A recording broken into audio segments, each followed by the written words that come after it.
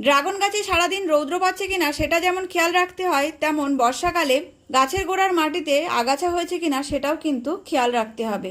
Dragon গাছ বলে কথা না, বর্ষাকালে যে কোনো টবের গাছের গোড়ার মাটিতে কিন্তু খুব দ্রুত আগাছা জন্মায়। তাই সপ্তাহে একদিন নিয়ম করে টবের মাটি কিন্তু খুব ভালোভাবে পরিষ্কার রাখতে হবে, যাতে করে রৌদ্র পড়লেই খুব দ্রুত মাটিগুলো ড্রাই হয়ে যায়।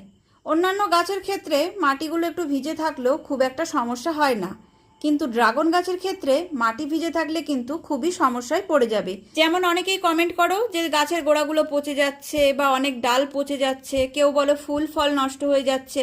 তবে ড্রাগন গাছের গোড়ার মাটি যদি খুব দ্রুত ড্রাই হয়ে যায় তাহলে কিন্তু এইসব প্রবলেম খুব একটা দেখা যাবে না। তাই ড্রাগন গাছ নিজের বাড়িতে লাগানোর আগে একটা জিনিস সবার আগে মাথায় রাখো, অন্যান্য গাছের মতন ড্রাগন গাছ না, এটা হচ্ছে ক্যাকটাস জাতীয় গাছ। এই গাছের জন্য জল কম লাগে আর রৌদ্র কিন্তু প্রচুর পরিমাণে দরকার হয়।